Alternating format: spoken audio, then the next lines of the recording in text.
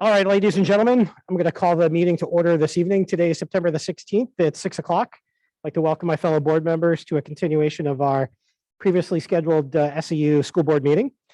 Today, we've got a pretty packed agenda, but before we get started, I want to acknowledge one of our board members who's remote, Mr. George Torres. If I can have you just state your name for the record, let us know that it was inconvenient and impossible for you to be here, and letting us know your location and whether or not you are alone, sir. Certainly, Mr. Chair. This is George Torres. I am in my home in Mount Vernon in my office, and I was unable to attend personally this evening. Great. Thank you, George. All right, ladies and gentlemen, we're going to start off actually with our first of two public comment periods. If there's any members of the public that like to address the board, I just ask that you come up to the chair, state your name, the town in which you reside, and you'll have the floor for 3 minutes.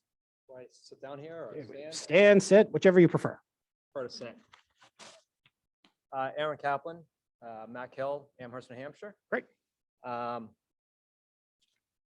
First, I just want to say very briefly that my family feels very fortunate to be a part of the school system. I think the staff, the administration, the teachers, everyone has just been excellent. And I see some surrounding communities that are nowhere near what we had last year. We had opportunity. We felt very fortunate to be in a school system where children were allowed to be present. Very fortunate to be a part of the school system in this community. I just wanted to bring something to the, propose something to the school board. And I apologize if this, I don't want to retread over, essentially beat a dead horse over masks and that. This is not strictly about masks. What I've come to express a desire for is a slight modification to the existing policy in the school. I don't even know, and I apologize if this isn't even the right board. It's kind of confusing how there's so many boards, but I think this is the right forum. Essentially, what I've been told is I did not go to any of the previous board meetings. I read through the minutes, saw some of the video, and overall, the lower schools, Wilkins, as well as Amherst Middle School, were asked to, required to wear facial masks. It was almost 50-50, 57% were for that, and the minority against it. I don't come to knock that or debate that. What I ask is that I spoke to one of the staff at the elementary school. I was informed that I asked about face shields. Are those allowed to be used as well? It was explained to me that face shields are in fact allowed to be used. However, you still do need to have a mask under them. And what I ask is that this board, all these boards, I guess there's 3 boards here, consider a slight modification to the existing policy to allow face shields and or masks, and not that masks always be required. Before I get into why, I just want to share a very brief story that relates to this. I recently had a family member that was ill, pretty serious condition, went to the doctor. The gold standard treatment was a surgery. And the doctors explained that very good success rate, 93% success rate with this particular condition, with this particular surgery. There was an alternative treatment proposed as well that was not surgical. It had slightly less of positive results, but still close. It was about 86%. So just on that alone, most people would say, why would you even consider the second one? And the reason we went with the second one was because of what the doctor told us. And this does relate to exactly what we're talking about here. The issue with the surgery was the risk of complications. There's complications, especially with my family member, because of other conditions, was substantially higher. Probably only 4 or 5% with the alternative treatment. With the surgery, it was upwards of 20-30%. Might not have even have made it through that surgery. We opted to go with the second one. Fortunately, it turned out to be all right. The reason I bring that to your attention, it highlights the fact that it's not always like black and white, like clear. Do we do masks? Yes or no? And half the people are happy, half the people are angry. It's not how it works. We all know that. But there are considerations to take into account when there are potential complications. We don't have complications. I wouldn't, not like a surgery with masks, but there certainly are I won't rehash them, but people did bring up concerns over you cannot see children's and teachers' faces. In particular, one of my children, they do get extra speech therapy. That a part of that lesson is lost when the face is covered. It can have negative impacts on the learning environment. But more importantly, my concern right now with things that I've seen. And sir, your 3 minutes is up. We'll give you 30 seconds to wrap up. Okay. Okay. What I have found is that essentially the masks, some of these have toxic chemicals in them. I won't go through them, but I will provide these to the board. These are not fringe websites. These are legitimate news websites in Tennessee. Masks were provided to the public that in fact had chemicals. That is a concern of mine. If we allow face shields, we have parents that will be happy, I believe, because there is some level of protection there. There were even N95 masks that were recalled due to the fact that they were not manufactured properly. Those are actually regulated. The masks that we are using with our children are not regulated.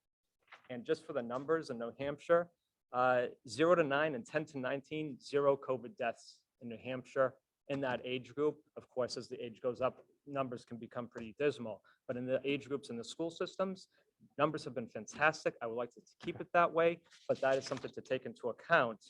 I would just ask that this board consider, all these boards consider a slight modification to allow face masks or face shields, and it alleviates a lot of these concerns over breathing through the mask that has over the last year become, because we're using these 8 hours a Okay. day over years now. To alleviate those concerns and to allow people to see the faces. It's a good middle ground, I believe. And I just want to say that normally I would be a little more organized and not just give you a stack of partial articles. I only printed the first 2 pages of each one. Okay. So you can see what is, if you're interested, you can look at the sources. I would normally put a little cover letter. That's not here, so I apologize. Okay. But I hope that you consider alleviating these concerns of myself and other parents about the negative aspects of the mask, where a shield is a good Great. middle ground. Thank you. And I believe you also sent an email to Mr. Gauthier. Mr. Gauthier is did. going to be forwarding this off as well. Oh, it's short notice, I understand. Yep. Great. Okay, all right. And do I hand this in to anyone? You can actually give it to our board secretary, Danae, and then she can include that. And thank you for your participation. And Ms. Gibson, I know you're the only other member of the public. Would you like the opportunity to address the board? Thank you very much. Great, Marilyn Gibson, Mackgill Road, Amherst, New Hampshire. great. Good evening, everybody. And Marilyn, just as a reminder, 3 minutes, the floor is yours. Yep. Thank you. So this afternoon, I had a pleasant surprise. I looked at the agenda and went through all the materials, and I see there is a curriculum mapping on the dock for this evening, I guess. And you may have been following our citizens Milford cabinet. I started out with 3 letters. SAU 39 transparency, a problem in SAU 39. And then I thought this was going to be in the September one, but I guess it's coming out in October. So I'd just like to briefly read it, even though I know curriculum mapping is on the agenda for tonight. When you kick the can down the road, you're not just solving the immediate problem, said Joseph Thorndike, an American editor and writer. You are guaranteeing the arrival of a new problem. You kick the can down the road, you'll get the can again. You can look this up on Google, but it will be in the newspaper, I'm sure. I think I've already sent this out maybe to a couple of people. I'm not too sure. Well, we certainly heard the phrase and often used it. That's if you had a good upbringing and respectable education. Not like procrastination, delaying something. There is no problem indicated in procrastination, yet there is in kick the can down the road. Eventually it returns and with a new problem. For example, maintaining buildings, if not done yearly, will bring only maintenance headaches back in greater measure. Curriculum in SAU 39 is kicking the can down the road. Credit is due for SAU 39 does post the framework of its curriculum, along with the state standards to which it is aligned. Parents, future residents, and others who are concerned about what is being taught in our schools, K through 12, have only framework at the SAU site. For example, what resources are being used? What assessments, both formative and summative, are given? What alternative sources are used when students need a challenge or when students have learning disabilities? Where can parents find the answer to each question? Curriculum mapping brings clarity to everyone. Curriculum mapping is a process, and I noticed this in the agenda. Curriculum mapping is a process indexing or diagramming a curriculum to identify and address academic gaps, redundancies, and misalignments for purposes of improving the overall coherence of a course of study and, by extension, its effectiveness. A curriculum, in the sense that the term is typically used by educators, encompasses everything that teachers teach to students in a school or course, including the instructional materials and techniques they use. It basically is how educators plan what subject content students will learn over the course of the year. In many places, it is done over a 4 to 6 year plan, building off to content from one year to the next. It follows a logical, time progressive order to give the students a well-rounded and comprehensive educational experience. This is from USD320.com. Ms. Gibson, your 3 minutes are up. I'll give you 30 seconds to wrap up. Oh, well, there'll be no wrapping up then. So what I'm going to do is just go to the very bottom of my letter, which is, therefore, there are only benefits for all involved when curriculum mapping is adopted by the district. The time for discourse and action is now. Why would curriculum mapping be the can kicked down the road? What reason can there be not to employ curriculum mapping in District 39? So I'll leave it at that for the moment, but I look forward to a little bit of a discourse later on this evening. Thank Great. you very much. Thank you. And if you don't mind, if you can give those letters to Danae as well, she can include those in the record. I, for one, am not one that reads the cabinet anymore, so I'd be interested to see that. So, As a teacher, I would punish you, Yeah. especially one for social studies and literature or Yes. humanities. Thank you. Thank you. By the way, Mr. O'Keefe went to school with my two oldest daughters. Yes. Back in the day. Back in Thank you. All right, seeing no other members of the public, we're going to continue on. Thank you guys for participating. This is obviously democracy in action, and your participation is greatly appreciated by us, so thank you. Let's move on to the consent agenda. Instead of just approving everything in bulk, I'm assuming that there's going to be some questions about some of these things.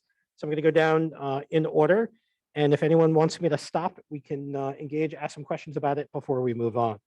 So number 1, number 2, number 3, number 4, number 5, number 6, number 7. Ms. Priest. Hello. I have a question on number 7. In November, on the 8th, we have a conference day. It's on a Tuesday, and I'm just curious why we're taking a break midweek for it. Mr. Chairs, all right. Yes, please. Thank you. Great question. There is a federal election that day. That is the midterm election day. And 2 of our schools hold elections. And I, for one, am not a fan of having federal elections in our schools on days when school is in session. So that's the reason why. We need that conference day anyway, and so we chose that date. Thank you. Mr. Gothier. My question is in regards to, I know we're going to modify calendar later today. My question is in regards to the 23rd of December, and then in regards to January 2nd. Why are we having those days on the front and back of the holiday break? 2 great questions. So January 2nd is the federal holiday for New Year's Day, since New Year's Day falls on January 1st on a Sunday this year. December 23rd, one of the steps in this process is to get feedback from our various associations, our Amherst Education Association, Amherst Support Staff Association, Mount Vernon Education Association, and the PPC. And their feedback was unanimous that having the 23rd as a school day will have very low attendance because many families choose to travel on that day, especially with Christmas Eve being the next day. And so they suggested it would not be a good use of instructional time to hold school on that 23rd. Are we going to continue to have post-Labor Day start times? So my suggestion for this coming school year is to start before Labor Day again, have a 3-day week before Labor Day, a 4-day week after the week of Labor Day, and then a 5-day week. For many of our students, including our older ones, a 3-4-5 start is advantageous because they're simply not in school shape yet. And we find that's a good use, a good way to acclimate them back to the rigors of SAU number 39. Mr. Coughlin. So how's attendance on, thank you, my able assistant, everyone. How's attendance on June 8th going to be versus December 23rd? I expect it to be very good, Mr. Coughlin. Perhaps we can play poker later.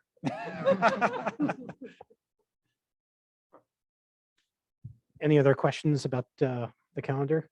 I will say it's probably better than it would be on June 12th or 13th if we started after Labor Day. Not complaining about that. Great.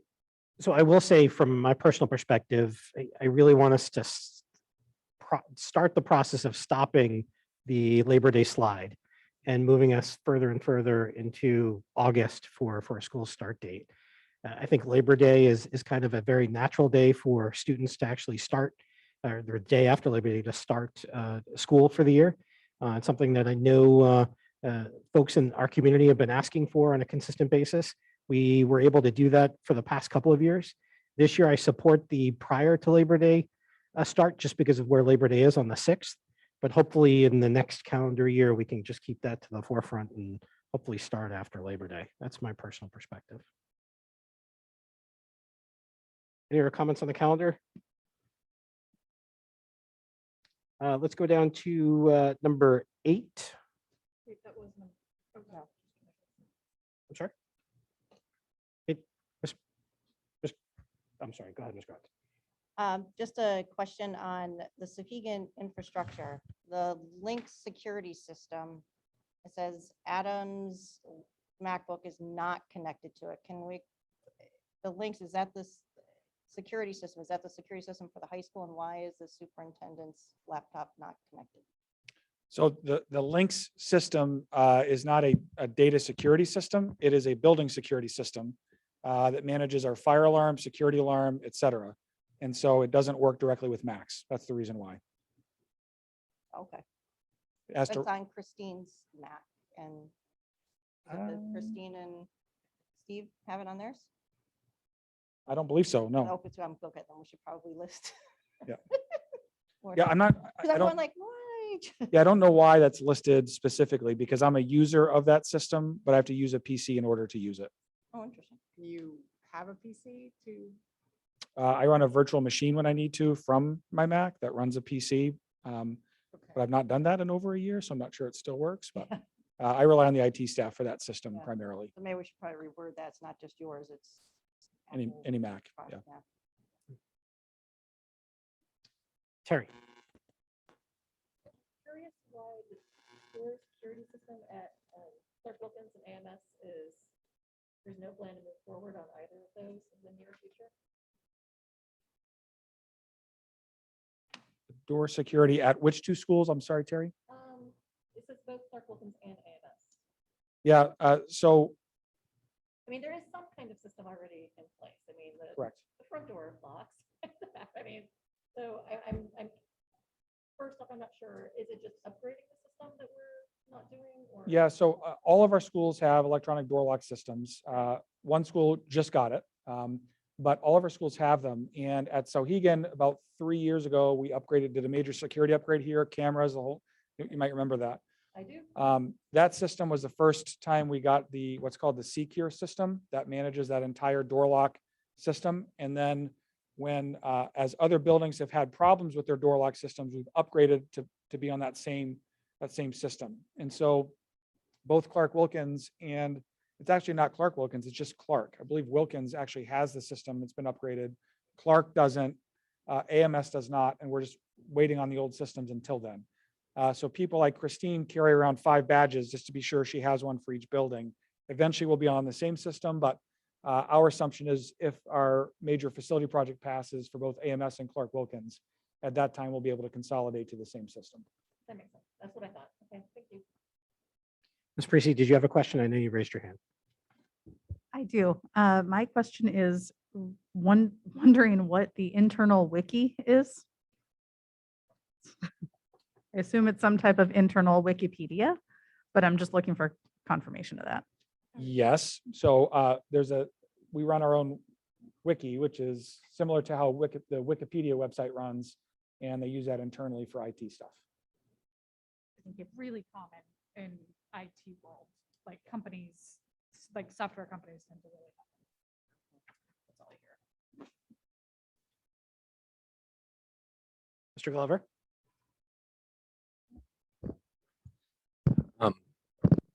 Not on here is, but I believe it was part of the plan for this year was to make some progress on revamping the website, starting with Sauhegan. So is there a place for that this year still? I guess is question number one. And if so, could it be included on the status of that? Even if nothing has happened, at least it's the marker on the page that we can reference. Yes, to answer your first question, yes. To answer your second question, yes. We are going to use the Sauhegan website as a pilot for the school messenger-based website system that ties into the school messenger system that we use right now for messaging to parents. The advantage of that is it ties all of our school messages together under one platform, and it looks like it works pretty well. You never know with the technology until you've tried it somewhere. And because Sauhegan is excited to upgrade their website, I don't know why, we are going to start with the Sauhegan website and make sure it works well before expanding to the others. One of the complications, one of the most important things our website provides is our calendar of events for everything. All of our calendars use a system called Trumba right now, which is very expensive. It's actually more expensive than our website system costs. And the school messenger platform says it ties into Google Calendar very well, which is what we all use internally. If that's the case, that will also save us a bunch of money, but we're not going to try that yet. We're going to make the website work, make sure that works well, then transition the other schools, and then eventually transition calendars if that all works well. And I'll ask Brian to put this in his next update. We Thank you. literally just talked about it today, so it wasn't able to make it into the packet. Appreciate that. Great. And is there any way that we can get Mount Vernon put onto the update? I know we weren't in the last update and it's not in this one as well. Update for IT Technology, related. yeah. Yes. Kind of bypassing the village school. Yes. Ms. Parisi. Can I just follow up with John's question? Do we have a timeline that we're expecting these things? It may have been discussed prior to me joining the board officially. I've asked for some grace in having it done this year and for us to move slowly because a website is not mission critical to the operation of our schools, mission critical for our communication with our community, no doubt. So we are moving forward, and it'll be sometime this year for both the Sauhegan and then hopefully all goes well by the end of the school year, the other schools. If it doesn't go well, no promises there, but that's our tentative timeline. Thank you. Seeing no other hands, I'm sorry, Ms. Beam.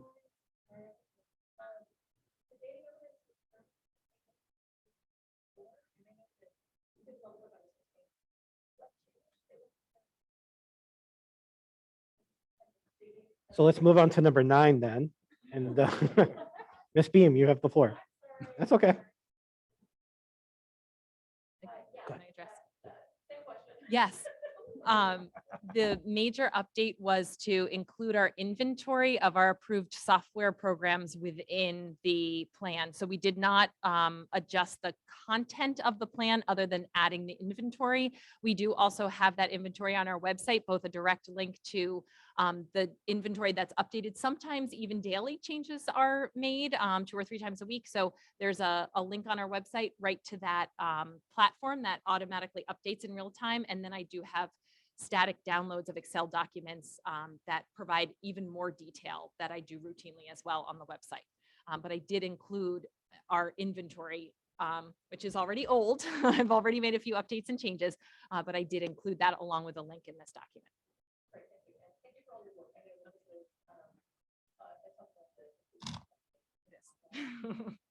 Great. Ms. Kuzma.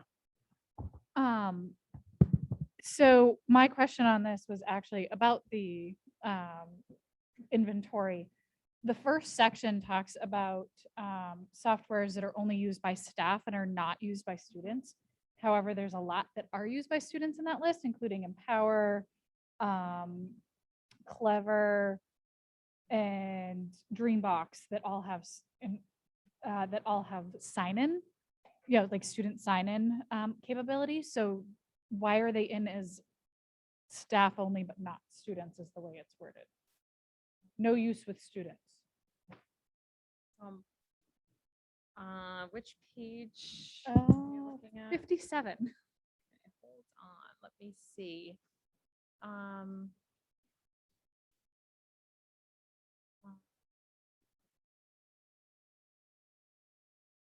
So the description goes above.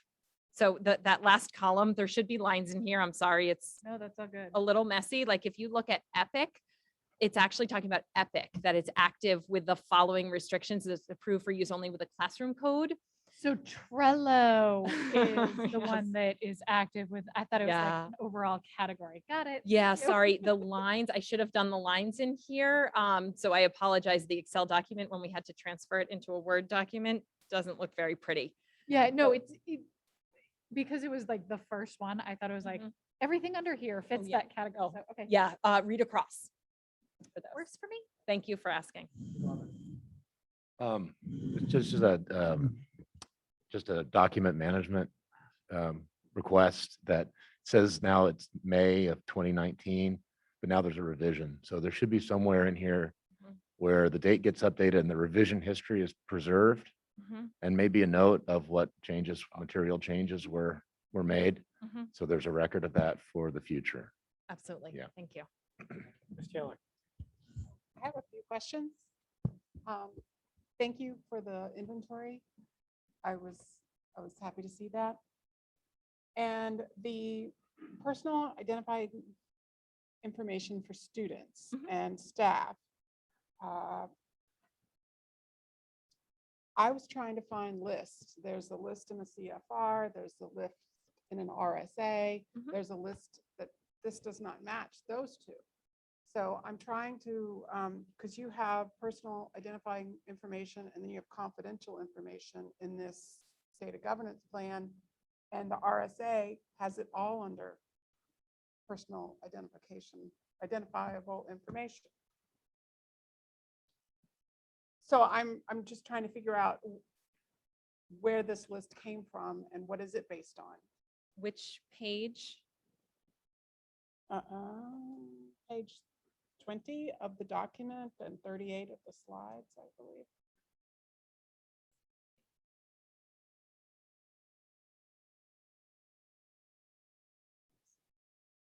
Bottom of the page, The appendix, middle. appendix E, Thank data classification. Okay. Sorry, there's a lot of appendices. I was a little lower down.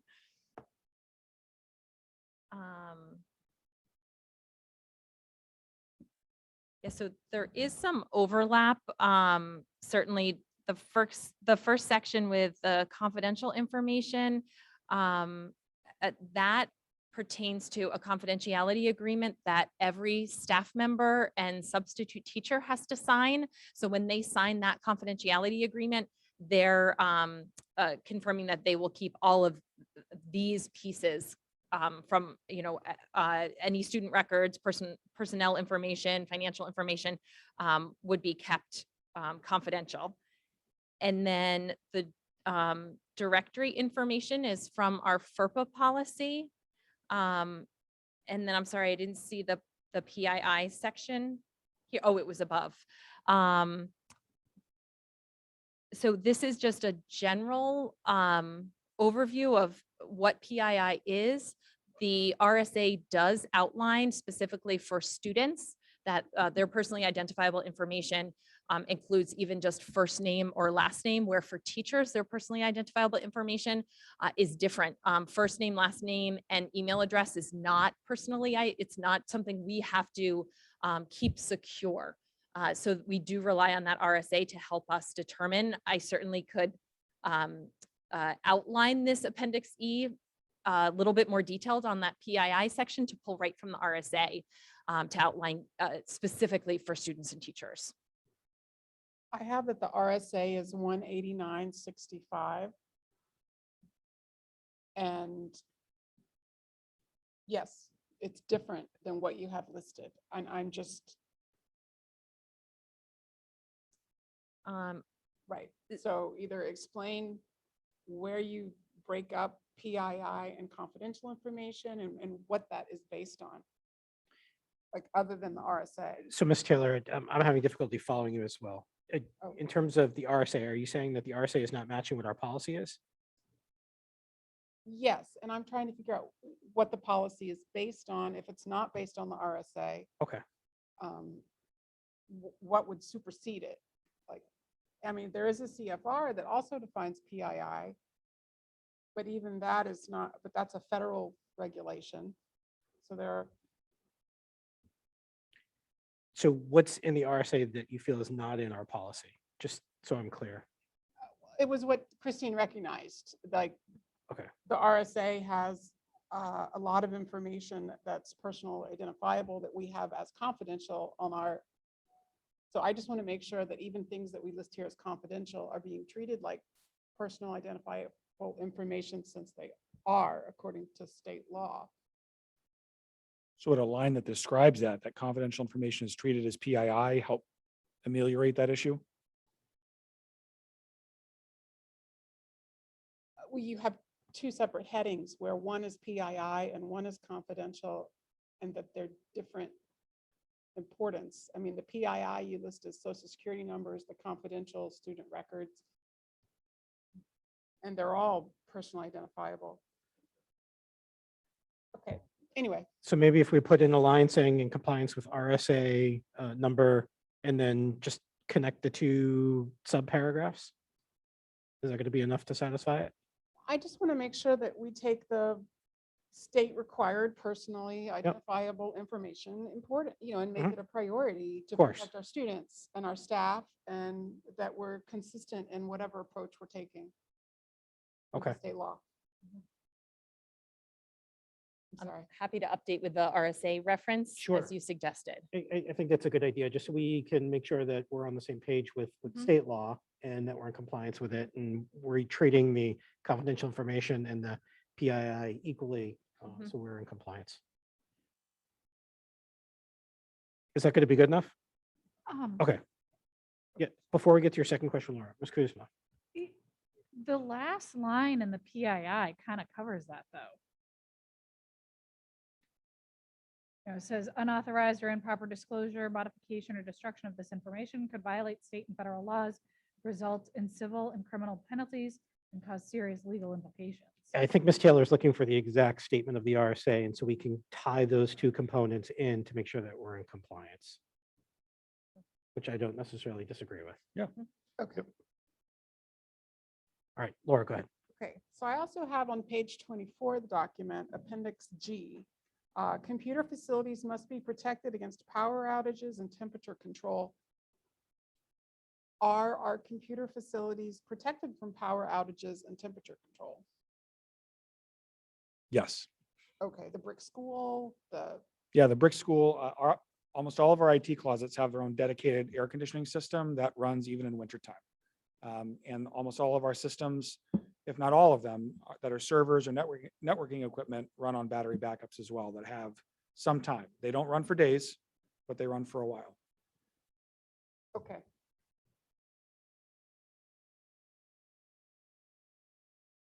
All set? One more? Okay. If it's okay. Appendix I talks about enterprise spyware. Can you be more specific on the staff computers to review email, I believe? Adam, I'd have to rely on you. I know this was a section both Bruce and then Alex and then Brian worked on, so I did not personally work on this section. I don't know if you can help. Yeah, so our computer systems have software installed that scans for viruses, malware, spyware, et cetera, to make sure none of that is installed either on purpose or by accident. Enterprise software, it's not listed in the data governance. And I'm wondering what specific program? Since it's not listed on our list of approved New Hampshire. I don't know. I'll So- find out. Okay, Since our IT guy's not here, maybe we could just have somebody Yeah. follow up with Ms. Taylor and then get her an answer. That'd be great. you also had a Barracuda spam filters listed, and those are not approved, the New Hampshire listing for our SAU 39. Yeah, so our Barracuda spam filter was used when we had Outlook and Exchange as our email platform. We now have Google and use their spam filters, so I don't believe it's still in service. It was until just recently, and email was coming onto our campus, going through the Barracuda spam filter, and then back out to the Google servers, but I believe we've taken it out of service. But I'll verify that and let you know. Okay, and just update the data governance plan to indicate. Indeed. As of 2019, that was correct.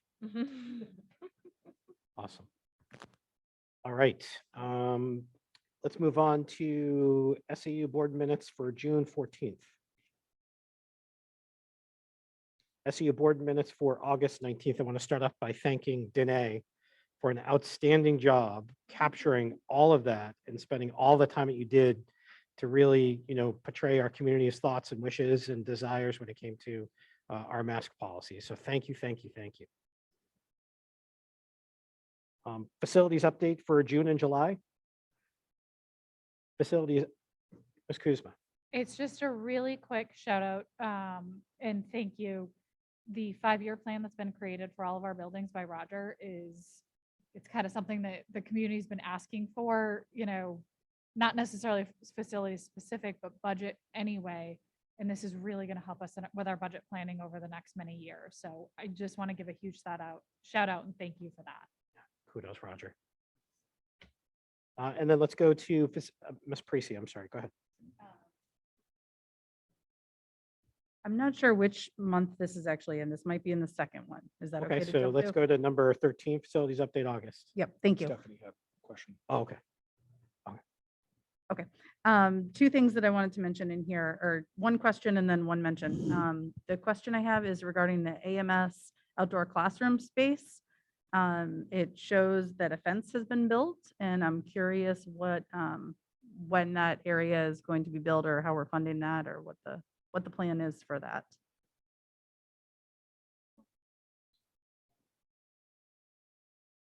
So just recently, we received some spindles, would we say, from the power, Eversource, yes. what do you call them, spindles?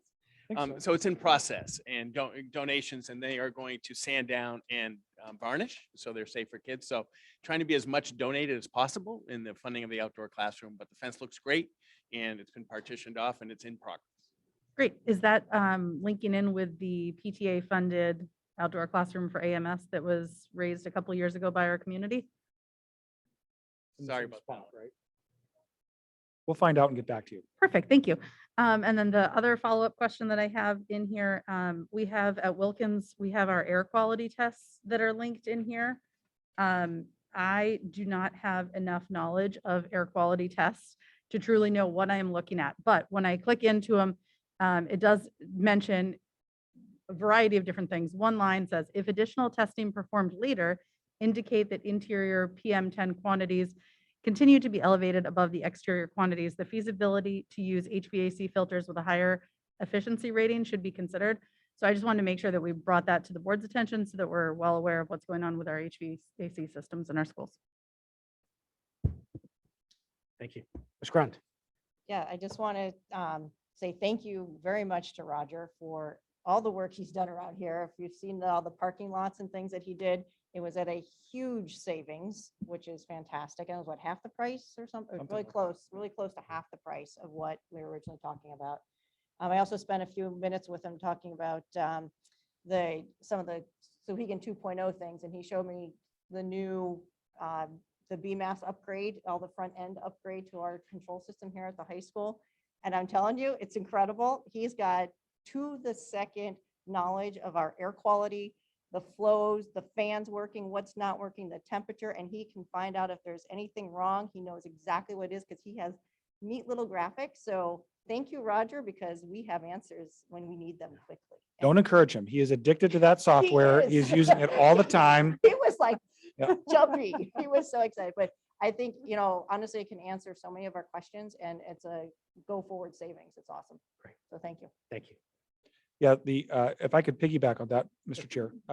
So walking around Sauhegan for the past 6 years, there have been hot classrooms and cold classrooms and stuffy classrooms, and we don't have that anymore. There are still some issues but like the perturbations from high to low are now much, much smaller. And in fact, where someone I know very well's advisory meets, might be my own, it's been hot for 2 years and it's no longer. It turns out there was a unit that had just been broken for, who knows how long. So now some of the members of my advisory are cold and they're upset that the air conditioning actually works now. But I'm thankful. So thank you again for that work. Great. Terry. All of the air vents that we got, which I know is long overdue, and all of the facilities have that. And we finally removed the taps from our belfry over at brick school. That seems worth noting. That one just tickled me. It is true. It used to be, there was a time when you go up into the attic and you just see squirrels running along the rafters up in the attic. So. I've personally eliminated a few of them out of the building. The squirrels, even the squirrels in the trap, maybe. I don't know. But they both came out. All right. Seeing nothing further, let's go ahead and entertain a motion to accept the consent agenda. Ms. Parisi is the first to start hand first. Mr. Goff, you do second. Great. We do need to take a roll call vote. Mr. Torres is remote. We're going to start with Ms. Peters. If you can just state your name and your vote.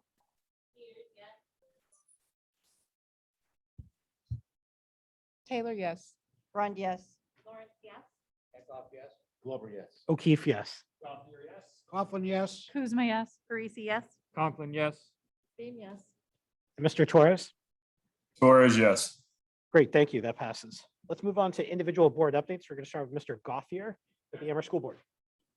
So our primary focus now that we are shifting into October is getting ready for our first look at the budget. I do want to commend Amy Facey, our business administrator in the district, for putting together a very detailed calendar for all of our subcommittee meetings, all of the dates that we can expect along this process, and ideally the completion date and approval date is looking forward towards the beginning of the new year. So we will start that on October 4th. We'll have our first look at the budget. At our last meeting, we assigned subcommittees to all of the board members in terms of different budget categories. And the Ways and Means Committee, they sent over a list of people that are on that committee now, which are done by our moderator, Nate Jensen. I think there were 6 or 7 names on it. I forgot the number that were on there now, but that committee has been assigned as well. We continue to have negotiations with the Amherst Education Association. Our 4-year agreement comes to an end this year. I was trying to be loud, so. So our 4-year agreement comes to an end at the end of this calendar, or at the end of the school year, I should say. We did agree on 2 sidebar agreements regarding per diem work, stipend work, and unpaid or volunteer activities. And then the other one covers remote days versus snow days or weather days, and the parameters to make that happen going forward. I do want to commend Superintendent Steele for finding a new aftercare provider. That has been the hubbub over the last 10 days or so with New Mornings after school program, which has been in the school for a couple of years now. More than that, actually. They were taking care of kids, but because of their staffing issues and the way that the school bus times work and a variety of issues, they could only handle a fraction of the demand that they had. So we had about 90 families that didn't have any coverage after school because New Mornings said, we can't take you, even though we thought we could. So he's been working to take care of that situation, and the YMCA of Greater Nashua is going to step in and provide coverage for these kids in our school buildings, which is tremendously beneficial and at the same rate.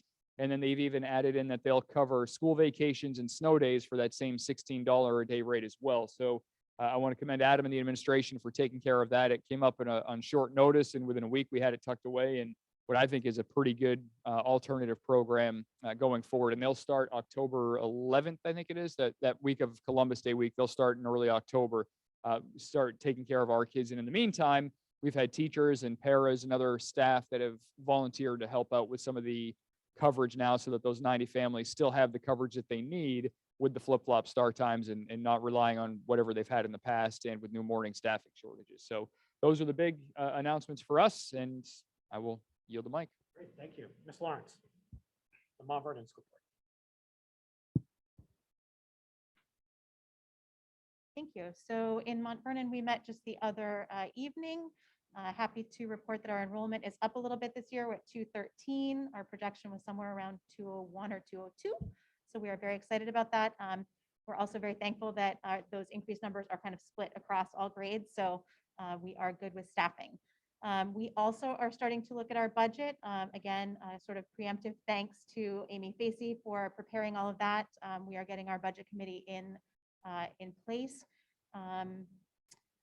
We had a great discussion about our revamped mascot, our Falcon. Our new principal is very excited about getting the Falcon spirit back up in Mount Vernon. So please look for some interesting and exciting things that have to do with that.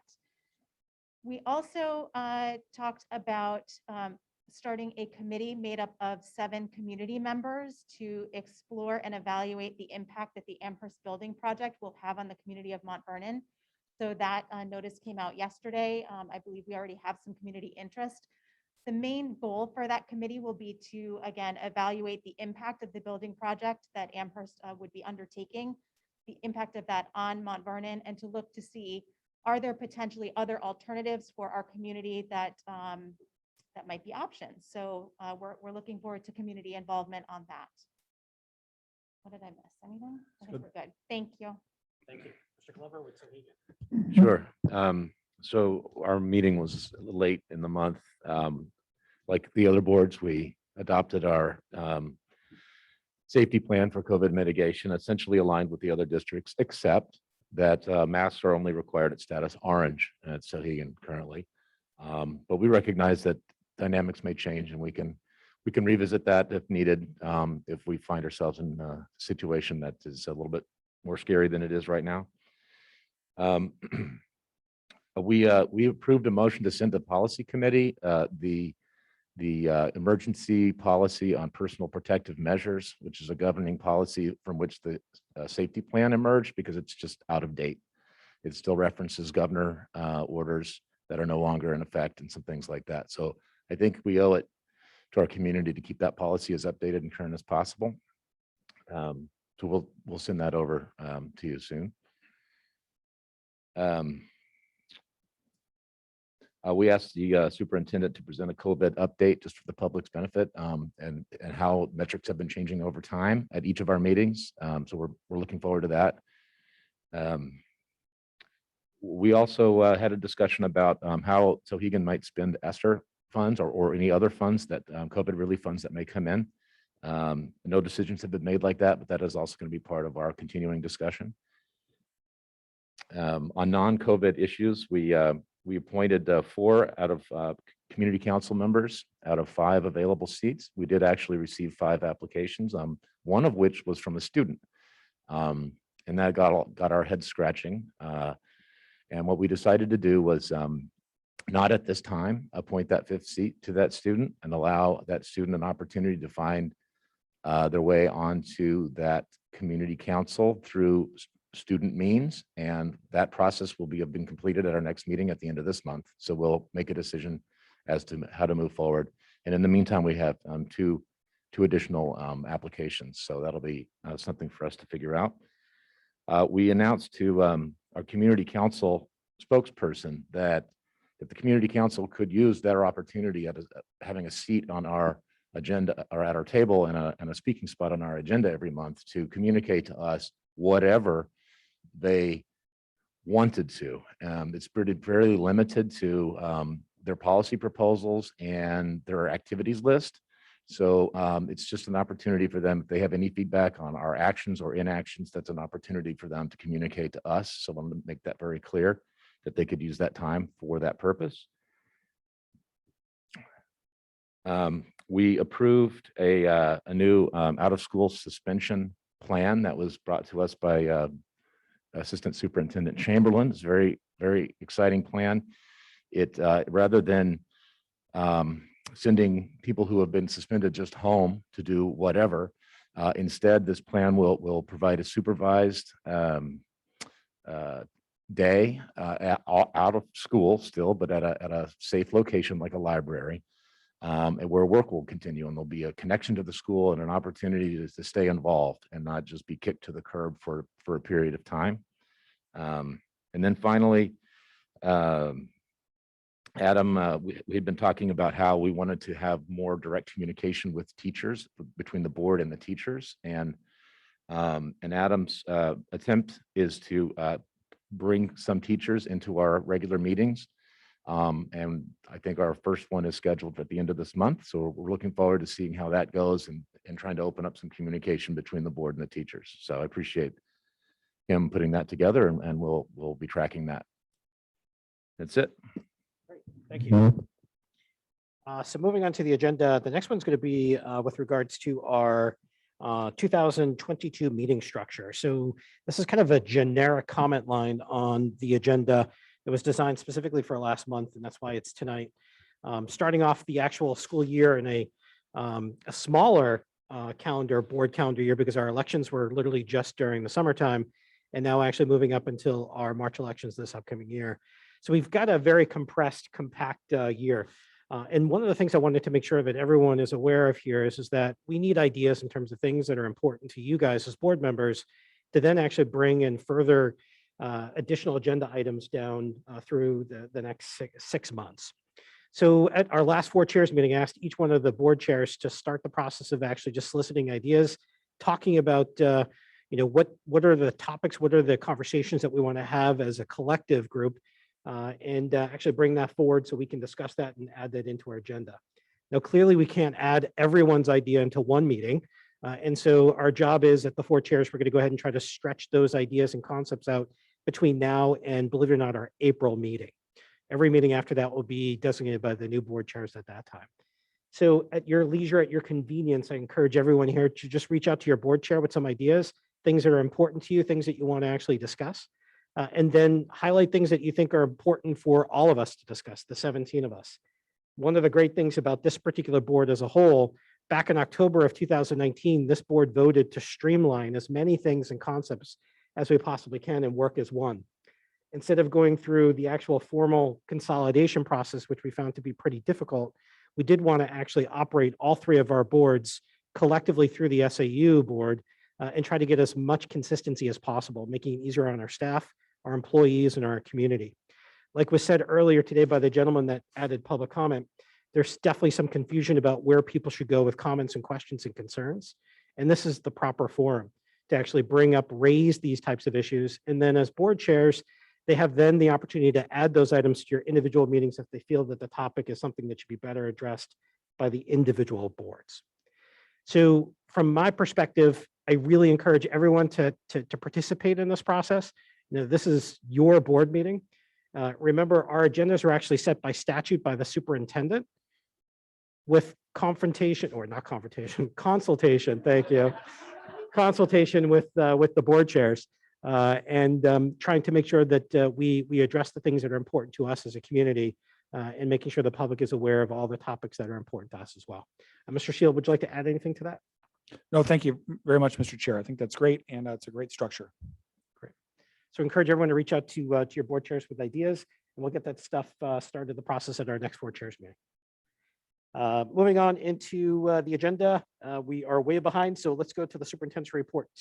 Thank you, Mr. Chair. A number of updates included in your packet that I'll highlight a couple of them and then some other things that are late breaking issues. So first, there's been questions about the county funds through some of the federal dollars. There's an update there that the county commissioners have allocated 50% for now and 50% later, but still no process.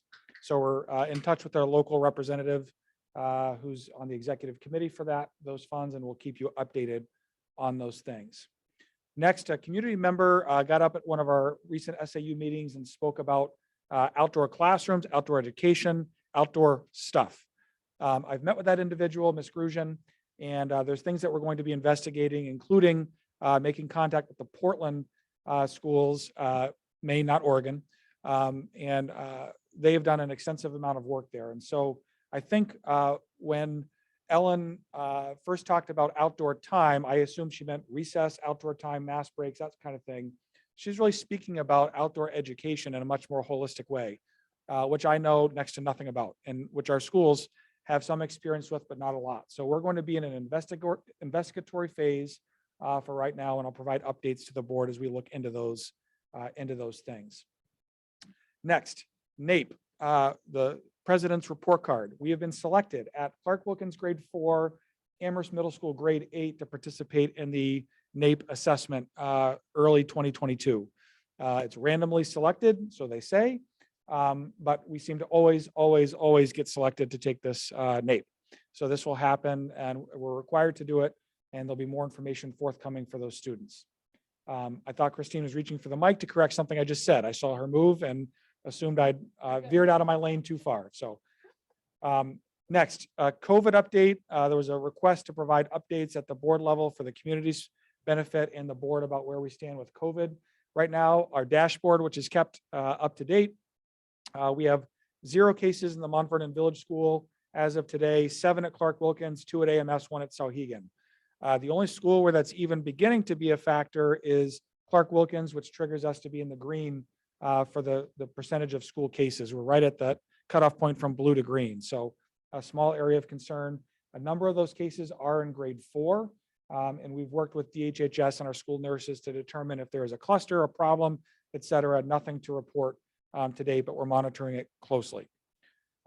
Vaccination availability remains the same, although there is more news reports, depending on which source you look at, that perhaps the end of September will be approval for 5 to 11-year-olds to have access to the Pfizer vaccination. If that happens, that will help us quite a bit in our schools. Active cases per 100,000 population in both of our towns. I have a feeling the state's website lags just a little bit behind because, for example, when there were some Mount Vernon Village School students that were positive, the town cases in Mount Vernon still remain 0, according to the state website, which I found troubling. Now that those cases have all cleared and those students have returned to school, now the Mount Vernon number of cases has ticked up. And so I think that's more becoming a lagging indicator as we track it. Nonetheless, in both towns, we've gone from blue to green just in the last 2 days. The test positivity rate has fluctuated quite a bit. It's at 4.9% for this region. Remember, that's our regional metric where we look at the greater Nashua, not mental health, that's the name of the organization, the greater Nashua public health region to gather that information. Then finally, vaccination rate by town is ticking up very slowly. So these numbers have not changed much in the last 3 weeks, but they've gone up just a little bit. They don't seem to be updated very often either. I can't tell if it's because they're not moving, there's nothing to report, or they're just not reporting on it very often. And so as of today, our schools remain where they started, yellow for our 3 younger schools and green for Sauhegan. Any questions about the COVID?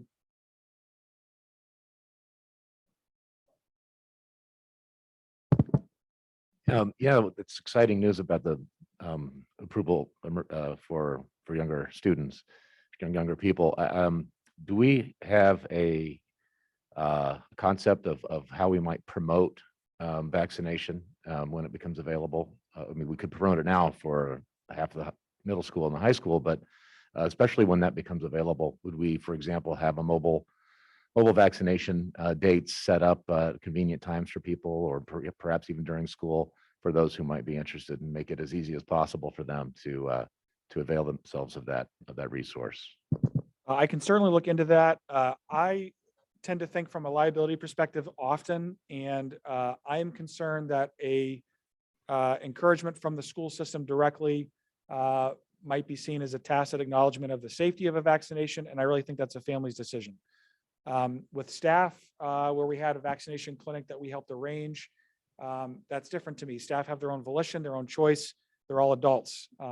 So we'll see when that comes out. I certainly will do what we can to support our families in vaccinating their children if they want to. Encouraging is a different story that I'm just going to have to think about. Ms. Kuzma. I noticed in your update, you said that you changed the metric slightly for the positivity rate from 5 to 7% between the yellow to orange. I'm curious why you made the decision to change that metric. Yeah, thank you. And also follow up on another metric that we talked about last time. So I went back and tracked the positivity rate going back to the start of COVID. And at the beginning, the only positivity rate that was available to us was the PCR positivity rate. The antigen positivity rate that we're including in this metric was added about a year ago. And when I tracked when there have been issues in New Hampshire, based on our school cases and our communities, it really tracked more with that metric being at 7 as opposed to 5. So when you look at, there's been 3 major spikes in New Hampshire, or 3 major blips of cases, and all of them have been when the positivity rate's been over 7, not 5. So that really was the reason why. The second, there was a question about hospital bed availability being a metric. When I look back, if you look on the state's dashboard, the availability of ICU and regular hospital beds has remained almost consistent during the entire time. I don't understand it. I don't have knowledge about why that would be the case. My theory would be that when COVID has been really tough, there's not been room for elective hospital stays or anything else that's elective, but I'm not a medical professional and it's only conjecture. So that metric fails to show value in terms of being a leading or lagging indicator. And so we've not included that because of that. It's just not, it doesn't provide any indication that a problem's coming or that a problem happened and that we're in the clear, because the numbers have remained almost consistent the last 18 months.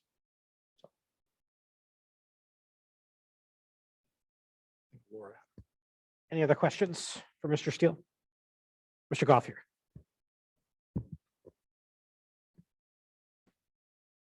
I just want to officially go on the record that I would not support any sort of vaccination drive at the school for the 5 to 11-year-olds. I think that is for any age up through the high school as well.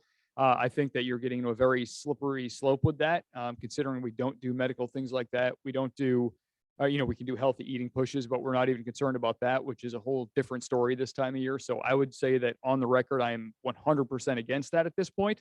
And I think that you're going to see that your vaccination rate in that age group is going to be lower, as we've seen with middle schoolers anyway. So I just wanted to officially get that out there. Appreciate that. Moving along, 3 other quick updates, if I may. First, our bus transportation has been difficult at best to start the school year, not for lack of effort or concern by our staff. At some point, any moment now, we're going to be announcing, I'm waiting for it myself, an update about our bus routes. So as everyone know, our elementary schools start before our middle and high school now. And our elementary routes, about half of them have been causing difficulty with our middle and high school students getting to school on time. We've looked at, is this a specific issue related to routes? Is this a specific issue related to our pickup or drop off process? There really are 2 factors. And one is that there are a lot of cars that our buses have to navigate at school. And this is a spiraling issue, because as buses don't run on time, more parents drive their kids to school, which exacerbates the issue. Can't do much about that. The second issue is that some of the routes just take longer because of the sprawl in town. People often question, well, our buses aren't full, so what's the problem? And the issue is not the capacity of our buses. It's the amount of time it takes to go from the center of Amherst, the center of Mount Vernon, out to the outer edges of both of those towns and get back to a school in a reasonable amount of time. If we lived in Manchester or Nashville, we could take a 71 passenger bus to 4 bus stops and be full with 71 students. That's not how our towns work. And so it really is the amount of time it takes. What we're all trying to do is avoid the need for additional buses being added. We used to have more buses in Amherst. We used to have a 4th bus in Mount Vernon. Those all cost money. There aren't a lot of drivers kicking around. And so we're trying to maintain the current fleet that we have. So about half of our bus routes for elementary kids are going to start between 5 and 15 minutes earlier, starting on Monday. Those routes are posted on our website as of this moment. There's a Nixle coming out soon. I'm waiting for it, just like the rest of you, but those routes will start Monday. As our bus routes become more efficient, we will move them back when we can. So we're not going to keep them there if we don't have to. We want them to start as late as possible, but we're doing the absolute very best that we can. We even have the software to track the buses individually, GPS every 6 seconds. We get an update on these buses. We're watching. We're watching very closely. So we're going to do the best we can with our school buses. That brings me to my second update about aftercare. Tom Gothier already spoke to it. My plea really is to our community. There are a couple of things that our school district needs to help continue being successful. We need some people to be willing to drive a bus. We need some people being willing to work in after-school programs. So if there's anybody available that's willing to do either of those things, God bless you first. Second, please help us out, because that really is one of the difficulties. There are not a lot of people willing to drive a bus full of our students. We have great kids here. They're very respectful. Come drive for them. Trust me, they'll be fine for you. But we do, that is a plea that I have, that we need some more people to do both of those things. And then finally, I would just ask a special request of me to our board members, which is if you could take a minute, thank our building administrators. Lots of people in our schools deserve credit. Our teachers have done amazing, our nurses, our custodians, everyone has stretched themselves an incredible amount over this past year. Our building principals interface with you folks on a regular basis when they come to these meetings. They're not here tonight. I gave them the night off. So I feel comfortable saying this without them here. If you could do me a favor and please reach out to them and thank them for what they've done throughout COVID to keep our schools open. It's been an incredibly challenging and trying year, and we could not have done it without our building principals. Some of their buildings have caught fire. Some of them have lost their office managers who have moved on and retired over the past couple of years. All of them have had, some of them are brand new to our district or our schools, and they've all performed selflessly and without need for personal acclaim. I'm asking for some acclaim for them, and that you folks make an attempt to provide it. That's my request of all of you. With that, thank you, Mr. Chairman. That's my report. Thank you. All right, guys, we are at 7:00. My thing just died here, 7:06. So we're only 6 minutes over. We're going to go to curriculum mapping. But first, Mr. Conklin, if I can ask you one favor, can you just turn off the AC? It's behind the screen. There's a We over here are freezing. Yeah. You guys need a blanket? Yeah, sure. Thank you. Oh, it's free. Come sit over here. I just wrote, John, are you cold? He's like, yes. All right. Yes. Thank you. Thank you. We may ask you to turn it back on when it gets warm, but Mr. Eckhoff has one question. I'm sorry, go ahead. Quick, I know it may be too early. I know I was one of the lone early dissenters on the swap of the start times. But do we have an early check report card on the receptiveness and how it is flowing aside from the bus issues with the kids, the parents, the staff, and everything like that as far as the switchover?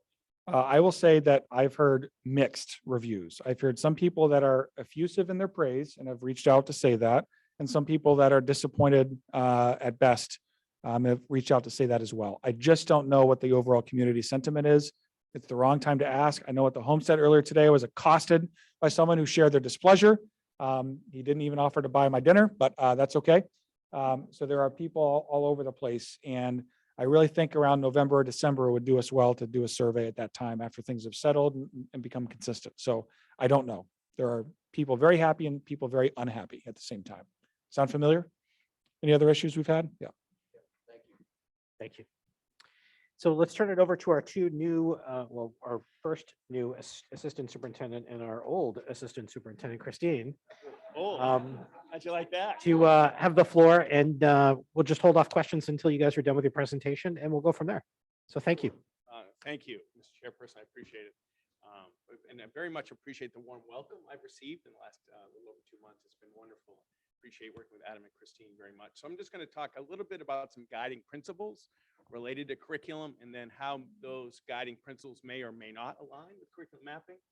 And then there'll be some questions, and certainly Christine can follow up with this process and some of the work that we've done. Does that sound all right? So just a couple of things that we're working on. There's a notion between coverage of content and ensured learning. And coverage, it tends to be an adult term, like I covered this.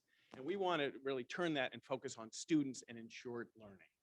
And so that's the goal. The goal is to ensure learning for our students.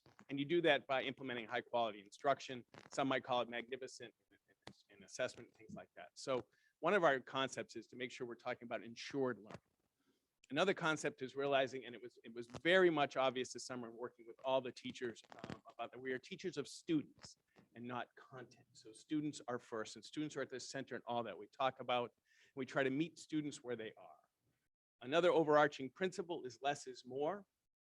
It's better to ensure learning of a smaller amount of content than just cover, right? And less is more. And that actually is aligns with one of the founding commitments of the coalition. That's how Egan was founded on.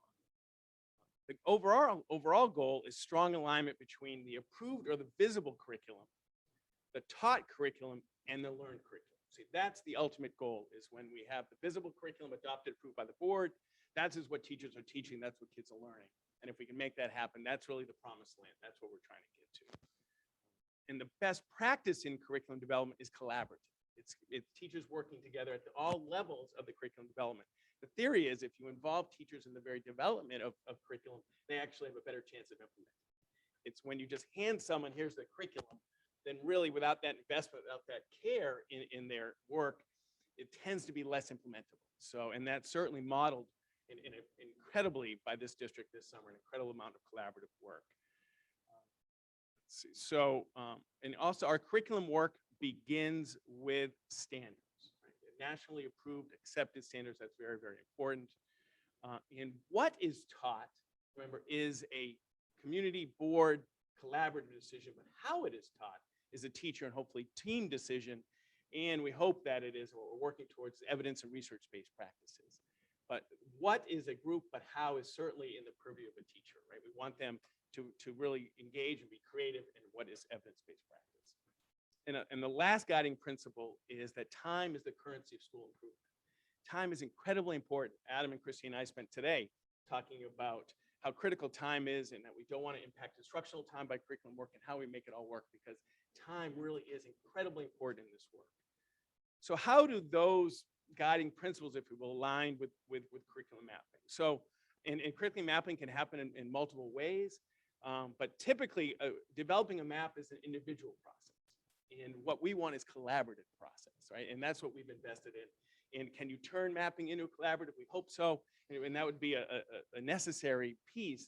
But typically you are doing your map of your class. And this district, this school, all the schools that I've been involved in is so dedicated to collaboration and working together. Let's see. So sometimes, and what we'd be careful about curriculum mapping is that you map out the curriculum for the year and your allegiance then becomes to the map and not the students. And that can be a concern that, oh, I said on November 15th, I'm going to be on this content, even though a variety of reasons the students aren't there yet. And if you have allegiance to a map over who you're teaching, that can be a conflict. That can be an issue for ensured learning. There can be a conflict there. It doesn't have to be, but I've seen at times where we're allegiance to the content versus the allegiance to the student learning. And that can be an issue. If the issue is accountability, if the purpose of a map is to take a look at accountability and what we're teaching, I'm not sure map is the best way to do it. For example, I've been privileged and honored to be in classrooms really since the second week of school, almost every day in classrooms with the building administrators. We walk in together, we come out, we talk about what we saw. And just this week, I had a chance with one of the new domain leads to go into a classroom here at SAU High School. And we walked in and I would classify it as a very cool lesson. The kids were engaged, but it was cool. And we left and I said, all right, that's a very cool lesson, but what's the standard? Is it based, because sometimes you can teach what's fun and exciting, but it's not connected to a standard. So within a minute, Elizabeth had her laptop open, found the standard and linked the instruction that we saw to the standard. And that to me is a high functioning place. And that's very much credit to my compatriot, to Christine's work and everybody's work, that within a minute we could look at the standard and look at the lesson that we saw, and in fact they are connected. And to me, if accountability is the goal, I believe that being in classrooms and taking a look and then trying to see where the instruction aligns with our standard is the best way to ensure accountability of the curriculum. And it's also the most fun part of this work and the most incredibly interesting part of this work as we take a look at what happens in the classroom. So years ago, curriculum mapping was actually famous for butcher block paper. You went to the butcher and you get these giant papers and you map together. Obviously, technology now has changed that. And there is a role, and I'm not against at all curriculum mapping, but is the time, right place, right time? We do have an obligation, right, to use every moment so efficient, and this district has invested incredible amounts in teacher time. And trying to ensure that we disrupt classroom instructional time as little as possible. The summer will be devoted to more curriculum work, trying to ensure, right, make classroom time sacrosanct. So that's kind of the work and some guiding principles for me and what we've kind of talked, what I talk about with Christina today. We had a huge discussion about meeting kids where they're at. How do you do it? And it was actually one of the most fascinating discussions I've had in education in a long time. And I appreciate Christine on that. So I hope that at least provides some structure about some guiding principles to the work and how it aligns with curriculum mapping. And happy to answer any questions about more process or more other issues at all. Hope that met your needs. Tough reading the room. You're tough. I don't want to play poker with anybody. Yeah. Great. Let's open up for questions. Ms. Grunt. So thank you for your passion. It's very evident that you are fully engaged in this, and that is awesome to see. So my question comes along. So in the document you have there's 3 levels of the visible UBD curriculum is created. So the first level is unit-based, and that's what's posted on the website. So that's what the public can see. Yep. And then the second part, the second level includes key learning activities and assessments, which are developed collaboratively. Is that visible for, so there's a missing, not a missing link, but for the public, it feels like a missing link, right? And Christine can speak to this too, but typically you don't make your assessment public. Right. I mean, I'm not trying to be Right. I'm not trying to be snarky, but 100% agree. I mean, Right? And So, but as a parent, you're gonna be like, okay, I can't see that piece, but that's okay. But then the third piece is the teacher instructional level. So that's what I'm assuming, like when kids go into Google Classroom, they're seeing the layout, what the teacher is planning on doing for the week, because a lot of them put in their weekly. Is that the third, is that like the third piece or, because I think that's where the curriculum mapping questions are coming from, is we know that there's this big broad thing you're going to teach. But as a parent, can I see how you're doing that? And I think that's the link that's being looked for. So what makes sense for a parent to see?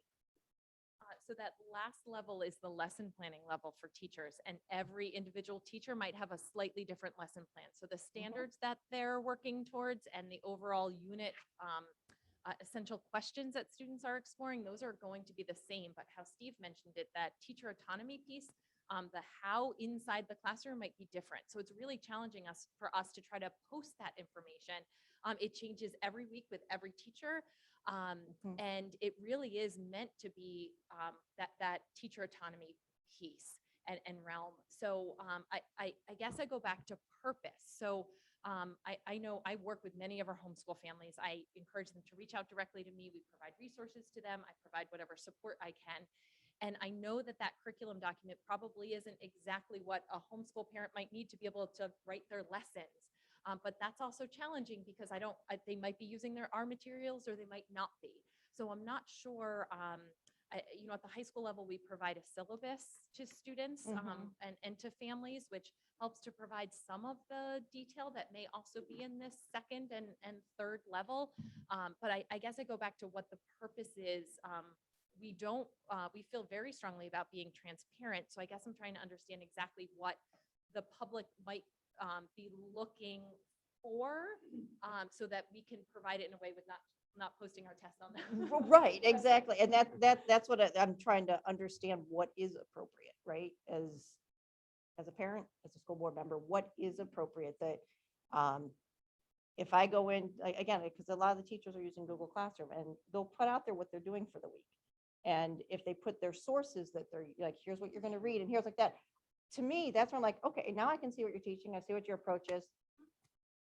Okay, I'm good. But you have to ask your kid for that link. I mean, as a parent, it's not a problem. But I think that's the piece that people are questioning, is can they all see that? And that's just my clarifying thought. Thank you. And before we go to Beth, to build upon what Stephanie had said, this community has had so much transparency into our curriculum over the last year and a half because kids were learning at home. Kids were sitting at the table as parents were able to listen firsthand. And I think that's something that, these are one of the lessons from this COVID experience that we don't necessarily want to go by the wayside. And so I think that's to hit the nail right on the head what Stephanie had said. Maybe there is a middle point where we can be open and transparent and allow family members to actually see that depth that they were so accustomed to over the past year. Beth, go ahead. I actually do want to echo what you said about, parents being able to see, and maybe not all grade levels are using Google Classroom the way I think maybe the high school is. But with remote families, Google Classroom was a lifeline for the parents in a way to be able to help, especially with some of our 504 families, and having kids go back in person, they're losing that lifeline. I just kind of wanted to plug that, but just because it's just mentioned. But really my question or point was to that second tier that Stephanie mentioned, and you guys had mentioned about, we don't want to post our tests on the, internet for everybody. But at the same time, I feel like we do to a point, especially, our K-8 families, or maybe more middle school with Empower. I can go in and see what the assignment is and the rubrics for the assignment and what competencies they go to for my students. So that level is there. It might not be available to the entire community, but it is available to the parents very easily. So there is that level there. It's not missing completely. I can't see exactly what questions are going to be asked, but I can see that, they have a quiz coming up. It's going to hit these competencies, and these are the rubrics that are being used. And, then once it's graded, we can see exactly where there's issues. So that information's there, and it is available to families, at least in Empower. I don't know what's happening at the high school this year. Thank you, Beth. Did you guys want to respond real fast before we go to Ms. Parisi? We're good? Ms. Parisi? So just kind of piggybacking really what they've said, I think we're all sort of starting to find where we're trying to go with this conversation. I think for me, when I came in as a mom of a kindergartner, I had no idea what kindergarten was going to teach. So I went on our website, I could click into curriculum, and you can see, learning about numbers, counting 1 through 5, whatever it lists, right? I think that listing some more materials, more resources that are used within the classroom and what techniques are used would help families feel that they have a knowledge of what their students are learning. It would allow parents who do not have an education background to type into Google, what is Sally Mae's theory on whatever, on writing, and you can type it in and then you have an idea. Oh, this is what the school is using to do these certain things. I think a little bit of transparency about that would be helpful. Additionally, I think that we could provide some resources when our students need challenges. We've talked about the need to kind of fill that niche in our district. So possibly there's some things that you guys already know that you have up your sleeve that just showing them to the community would be helpful. Yep. Great, thank you. Mr. Glover? Could you speak to how your guiding beliefs and approach accomplished the stated goal of the curriculum mapping process, which is to address academic gaps, redundancies, and misalignments to improve? So, for example, if you want to get to a point of coverage and you're not getting there, then where in the process is that captured, assessed as to why, and improved upon? And then subsequently, how does that get tracked in a future year when kids start to matriculate up and those skills haven't been taught yet? So where does the goal of the curriculum mapping process be captured in our different process? It was captured through the extensive collaboration of the summer. Each group, we had the teachers together, and they did keep starts. They did an exercise, what worked, what didn't, and they together, instead of looking at a map individually, they collaborated about their work over the year. That was essential. So that's what I mean by here. It's a collaborative approach to determining the gaps and how to fix them, as opposed to a map approach where you just designate that. So it was done all summer. Every single group took a look at what was the impact of the last 18 months, what worked well, both in strategies as well as short. So just to put an illustration on that. So for example, if one math teacher said, we got through unit 16 and the other one said, oh, I only got through unit 12. Now they're talking, well, what happened? Why? That's the collaboration you're talking about. Okay. Great. Any other questions? I have a question. Ms. Taylor? Can you give results, specific examples of the keep, start, stop, start exercise results? One of the big, in social studies, it was Civil War. We spent a lot of time trying to figure out where Civil War goes. Do we keep it here? Should we start doing it here? So that was just off the top of my head. And then we went back and looked at the curriculum, and then we talked to the teachers. And it was where in the continuum is Civil War taught? Is it enough? And so that was an example of analyzing the curriculum based on what they had done and looking at best practice. Oh, okay. Well, I thought part of that exercise was analyzing the last 18 months of the pandemic and what you're going to keep based on the pandemic. Yes. Do you have any specific examples of what might have? Yeah, in the math department, they talked about all the different applications that they use during the pandemic and what they wanted to make sure they could use. So all the individual types of software. Individual grade level and content area worked on that keep start document collaboratively, and then we shared across multiple grade levels. So each grade level was really unique in what they developed. I know some grade levels talked about how last year they slowed down a little bit and they went deeper rather than trying to kind of race through things. And they felt like that was a revelation for them. And we wanted to look at how do we still address all of the standards, but what pieces maybe are there some redundancies built in that we can alleviate so that we can go deeper. Some of the discussions that came out of that activity document. Okay. Before with Empower, I know we're doing Power School Pro now, Power Teach Pro, but you had assignments that fed into standards. And then you had the standards that fed into competencies. And then the competencies were all equal going into your grade.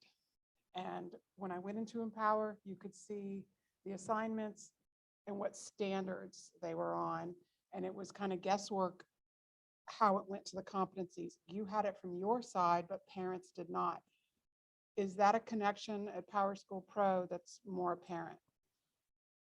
In Empower, it was available to families in the, and they may not have realized that they could have gone to the target browser, but the target browser was a kind of a pictorial view of each of the standards and what a student's current score was, and then how it fed into the competency.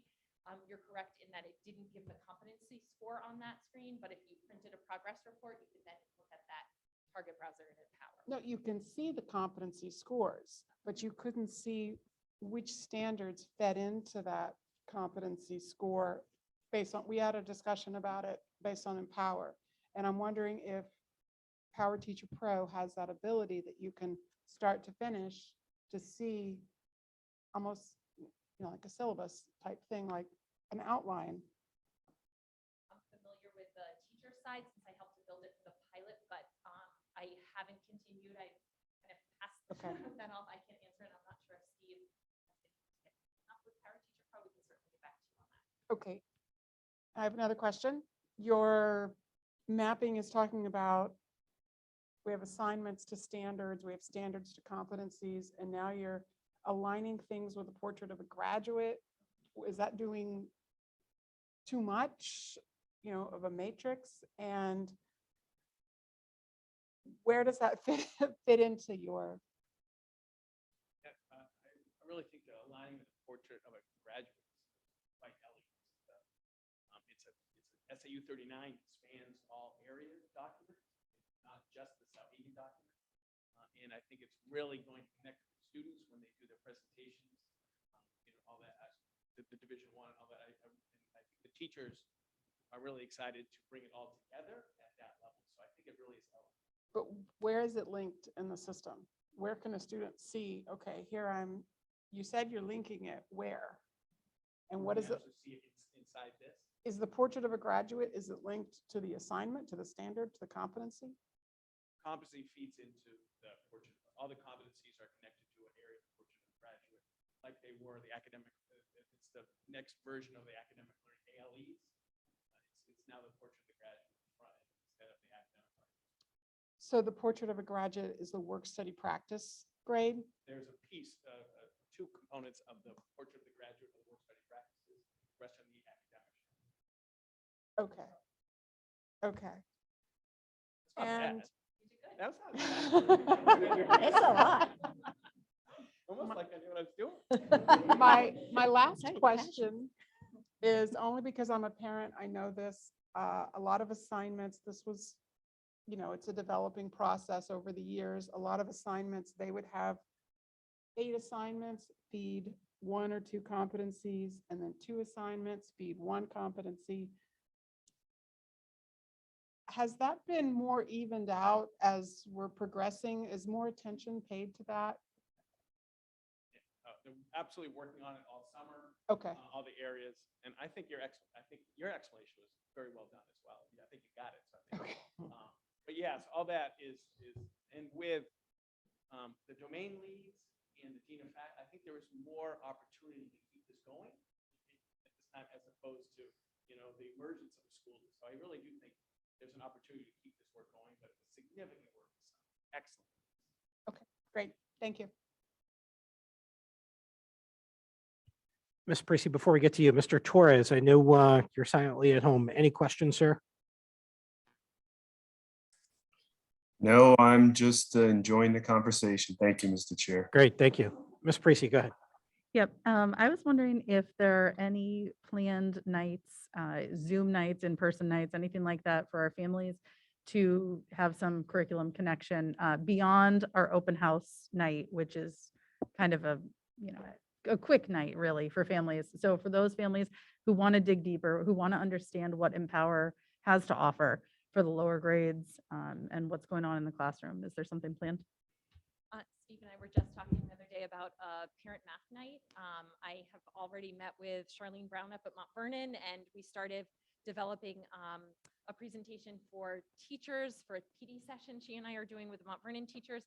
And we realized, wait, that parents would love this. This would be amazing for parents. So we do have some plans, specifically probably K-5. We might expand that out, but definitely a math night that we're looking at. I hadn't thought to do an Empower night. I'm not sure if that would be helpful for families. I'm happy to do that.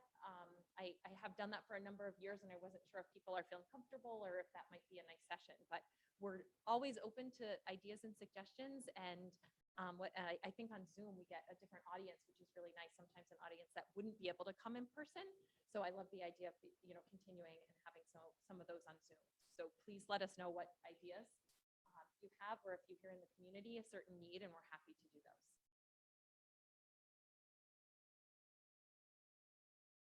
Seeing no further questions. Yeah. Yep. Yeah, I just wanted to say that I appreciate the effort. I really do. I think that's, and I'm glad there's 2 of you working on this now. And, especially because even though we're 3 districts, we try to act like one, like Steve was saying earlier. And it all, from a portrait of a graduate standpoint, the districts are invisible. It doesn't really matter. So having an integrated curriculum program that seeks to achieve the goals of the curriculum mapping process through our own methods, I think is fantastic. So I appreciate that. And the connection to the portrait of a graduate, I agree with you, is elegant. So I think just as a show of support, I know you didn't ask for any particular motion or any particular approval, but I would like to make a motion just to offer the support for your continued work, the continued development and review and reflection that you're doing, and to encourage you to do that. So I'd like to make that motion at this time. Great. Do I hear a second? Mr. Coughlin with a second. Any discussion? Seeing no discussion, let's do a roll call vote, starting with Ms. Peters. Taylor, yes. Grund, yes. Lawrence, yes. Eckhoff, yes. Glover, yes. O'Keefe, yes. Conklin, yes. Kuzma, yes. Parisi, yes. Conklin, yes. Dean, yes. And Mr. Torres. Torres, yes. And that's unanimous. So thank you guys for your hard work. We really appreciate it. Moving on to the next part of our agenda, let's move over to our policy committee with a specific review soliciting board feedback of policy BBBA, and we'll turn it over to Mr. Coughlin or Ms. Kuzma. Either way, there we go. You can chime in if you need to. So as part of our review over this policy, we found out that how we have been doing, so this is basically more around board members being allowed to substitute in buildings is the question. We know that as board members, we are not allowed to officially be employed by the SAU in any way. But we found, historically, we have been told we are not allowed to substitute either, whether it's in our district, in any district. Has kind of changed with superintendents. It used to be we couldn't sub anywhere. I could not sub in Mount Vernon or Sauhegan either. It has come out that, we could potentially sub in alternate districts. Turns out there's actually no RSA about substitutes at all. And as a committee, we didn't feel comfortable making the decision for the entire board. And we wanted to come to the board and ask how the committee should word this and what the general feel of the committee is. Have we appreciated the fact that we can't sub anywhere? Have we appreciated the fact that Adam has kind of said, no, you could probably sub in not your district, but in one of the other two districts? Or do we want to be allowed to sub wherever and, however we want to? So I could sub in Amherst, Sauhegan, or Mount Vernon.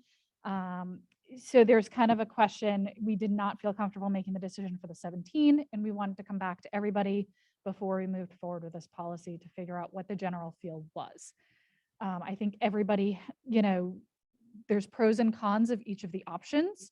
The cons of not being allowed to sub anywhere is we're short on subs.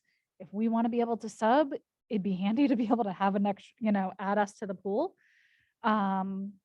However, being able to sub in all of our districts, including your home district, kind of adds this level of connection that might not necessarily, it kind of makes that line a little uncomfortable. So maybe being only able to sub in a district that is not your elected district might be the way to say it, would be the way to go. However, the wishes of everybody. So. Great. So let's open this up for discussion one at a time. And Ms. Peters, go ahead. You hear me? Do I need to? Yeah, you need a mic for the folks at home. Okay, hi. So I have worked off and on as a substitute for different places, more in the private school down the street here. And I feel a little squishy about us benefiting financially in any way from our district, including my husband he works for a company, it's our family company, where we can supply heating and air conditioning controls. And if we were redoing that section of our Sauhegan High School, for instance, or really anywhere in the SAU, because as being part of this body, we are the whole SAU. I already told my husband, you cannot put in a quote in our school district because that's not okay. We can't benefit from a decision that I might make. So my first take on it is it's just not a great idea. Like maybe we could swap with Milford. Their school board members can come sub here. We'll go sub over there. But I would say if you're benefiting financially, it's not a great precedent. If you want to volunteer your time and you want to sub for free and we can find a way to make that happen, I have no problem. So if we could just go around, we'll poll the room. Ms. Taylor, if you don't mind, just add your comments. And I think that's going to be a better way to approach it, Beth, if that's okay with you. Well, first of all, the policy doesn't specifically say substitute teaching. It's any non-salaried position. And second, it's also a conflict with our policy BCB, school board member conflict of interest, that says we cannot have any direct financial benefit from the district as a board member. Great. And so your feeling on it is to very dangerous territory to be in, to have anyone that works in the district to be on the school board. And I think it's against the nature of how a board should work. Great, thank you. Ms. Grunt. Yeah, I think there needs to be a separation. If you're a board member and you're substituting, say, your own district, if you happen to be in a year that you're negotiating the contract, it'd be really uncomfortable inside the school for teachers and I think for a board member. I think it's just not appropriate to maybe put them in the same school, in the same system. I think there is a conflict of interest potentially. I think there's, there's a lot of concern over communication between board members and teachers. And if you're sitting inside the school, it's kind of hard to prevent any of that from happening. So if for any reason we wanted to have this in place, it would have to be, you cannot sub in your own district. That's my line. But other than that, I'd say, yeah. Great, thank you, Ms. Grunt. Ms. Lawrence. I would just echo what Laura and Stephanie said. I'm really not for subbing in any district, actually, mostly for the reasons that Laura iterated, but also what Stephanie said. So I'll keep it short. Thank you, Sarah. Mr. Eckhoff. I would be in favor of subbing at your non-building that you're elected to. So I would not sub in Mount Vernon, but I believe in my integrity and everybody else's integrity around the table that it would be fine to sub at Sauhegan or middle school or whatever. So I would be in favor of subbing at your non-building, but not at Mount Vernon for me. Great. Mr. Glover. I think I'm with Peter on that. There's other position. This policy is sort of the way it's written is a little awkward as well. It provides this list, calling it salaried positions. Some of these positions are hourly. I think in the layman's language, you don't think of an hourly position as a salaried position. It also excludes, that doesn't have in there some obvious things like paraprofessional, the word isn't in there. What about contract workers? They're not in there. They get paid on an hourly basis. Some of those are teachers. So it doesn't include the word substitute teacher either. So it's not clear. It's also not clear as to who is not excluded. So there should be a sentence in there that says the following are not included in this list, like volunteers, for example, or any non-paid contributor, if that's the way that we'd like to go. So it does provide the clarity for anyone who does want to become a school board member to read this policy and know where they stand. Because right now, I wouldn't, if I was a substitute teacher, I would be, this is ambiguous with respect to that. I might interpret it differently. And that could be another conflict that could be avoided if we had the better language in there. Great, thank you. Mr. Gothier. There we go, going here.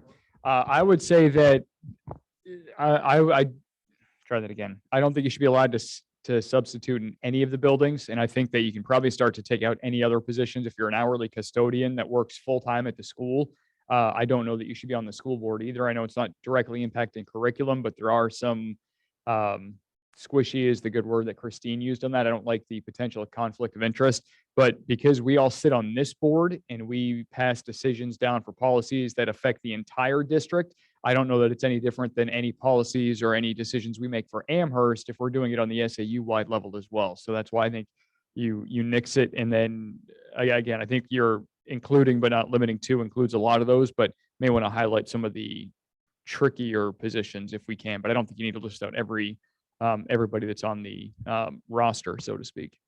And Mr. Steele, you wanted to make a comment? Yeah, so our RSA 671-18 makes that list that's listed in the policy. So RSA 671-18 says, no person employed on a salaried basis by an SAU or any school district within an SAU shall be a school board member in any district of the SAU. Salaried positions shall include but are not limited to the following: teacher, custodian, administrator, secretary, school bus driver paid by the district, school lunch worker, and teacher's aide. So I suggest that Ms. Kuzma become a school bus driver. Thank you.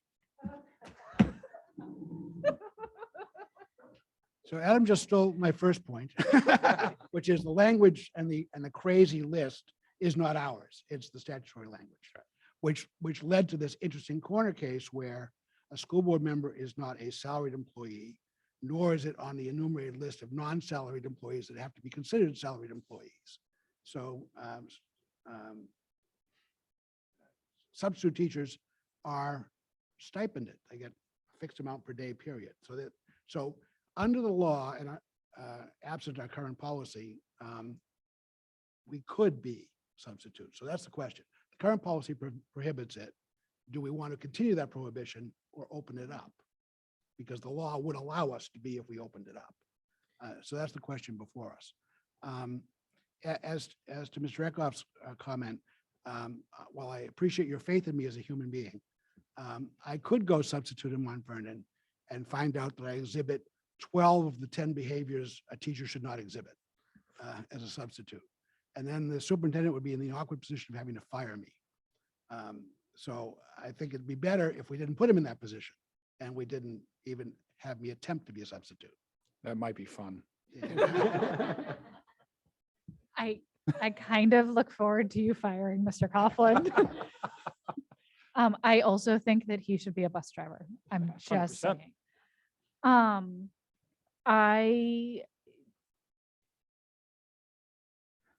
You know, what Steve says has some thought to it about putting Adam in an uncomfortable position. The most I would be willing to do, my perspective comfortably, is allowing some of, not being able to sub in your own, elected district. But at the same time, I'd go with the majority, which I am keeping track of in case anybody's curious. So I've got tally sheets over here. Ms. Precy. So as somebody who has been a substitute prior to being a board member, a substitute in the Amherst School District, I'm torn on it. I think that there have been times when a district really needs substitutes. And knowing that we have a room full of 15 plus people who are vested in the education of the nearby towns makes me think that if Mount Vernon really needed a substitute, that I could come over and help Mount Vernon. And I would hope that people from Mount Vernon would come over and help Amherst if we were in a position. So I feel a little bit tricky about making the policy so that we cannot do anything without any flexibility. I also kind of think that the principal and the superintendent hire the substitutes. And if they need to tell a substitute, oh, sorry, it just got awkward because you're on the board, they're kind of in the position where they can say that. So unfortunately, Adam, I would not let you off the hook that easily. I'd let you tell me that I can't come back. So I guess I just support it being available at some of the schools. I'm flexible on your own school. But I do think that a black and white line is really, really hard. Thank you. Mr. Conklin. Yeah, so a couple things, and then I would love to hear from the administration, their view on how this could all play out as well. So I generally land in the thread the needle position of volunteering in another district, but not your own. But I also take seriously the wisdom of Mr. Coughlin at all times. So the idea that, it could put Adam in an awkward position or the principals in an awkward position, I take that as well. So I guess I land in the thread the needle spot, but I also, it's one of those places where I wouldn't fight very hard for any particular position. Ms. Beam. Oh man, now I have to talk. So bad. Yeah. Josh just pointed out that talking's usually not a problem. And he is correct. This is a tough one because I've often been really sad that some people that I know are active substitutes can't run for board because I think they'd also be excellent board members. But that being said, we all agreed and we all voted and said that we want to streamline and we want to act like we're one district, even though we legally are not. And so you can't, in my opinion, do that on the one hand, but then the other go, but only when it's convenient for us. And this is one of those cases that it sucks, and I'm sorry, but it falls under that, right? And so if we consider that SAU 39 is our home district, and you say you can't do it in your home district, and that means you can't do it in SAU 39. And that is sadly where I fall, because I agree that these are all very vested people. I'm less worried about Adam and administration because they make hard decisions all the time, right? And if they have to tell us to step back and you suck being a sub, they will tell us. They have no problem doing that. They have fired people far more important than us.